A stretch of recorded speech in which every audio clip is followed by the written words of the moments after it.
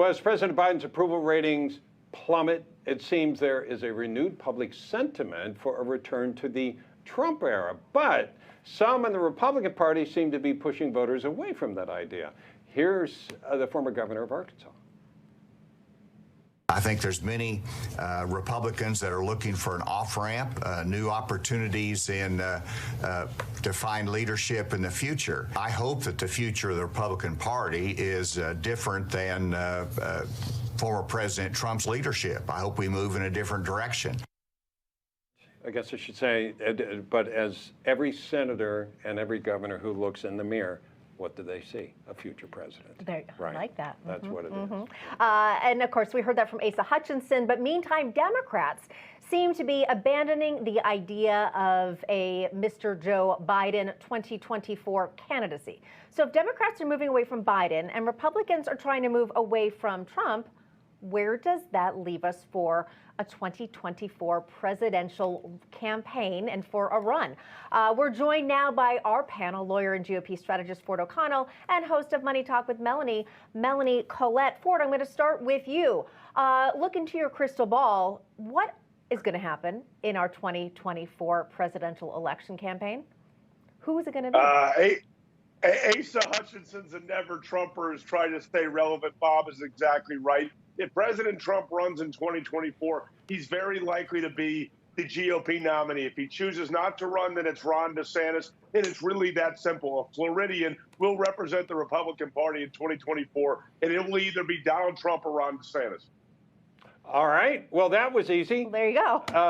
Melanie, do you want to throw in an asterisk anywhere here, or can we expect that's the outcome? I do not. Who is taking political direction and advice from Asa Hutchinson?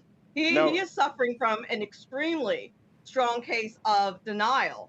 Who are these Republicans? That's wishful thinking, that people are moving away from Donald Trump as the leader of the Republican Party. Say what you want about Donald Trump and his personality, flaws and foibles, and making people upset about his tweets.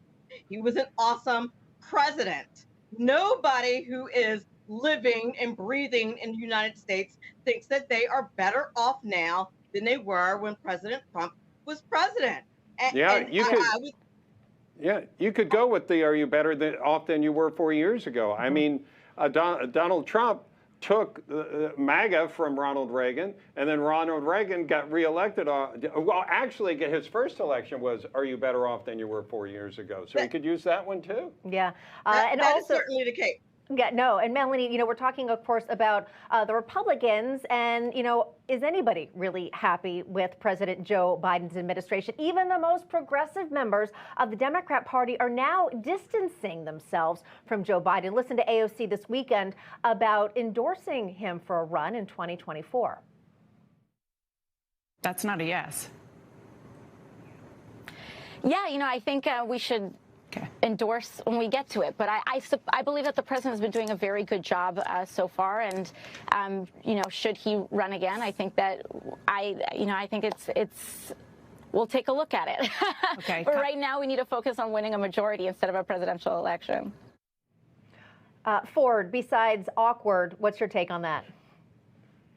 Joe Biden is turning America into a third world company in record time, but AOC and the Democrats better be careful what they wish for. It's not enough to get rid of Joe Biden. You're also going to have a plan to make sure that Kamala Harris is not on the ticket, because if she's on the ticket, you're certainly going to get slaughtered in the 2020 presidential election. The problem for Democrats is they can't outrun inflation, high gas prices, chaos at the border, and in many ways, some of these policies that are gripping America are intentional, particularly when it comes to gas prices and the border. All right, we're going to take a break here and then come back. Ford, Melanie, stand back and stand by. Little reference, political reference there.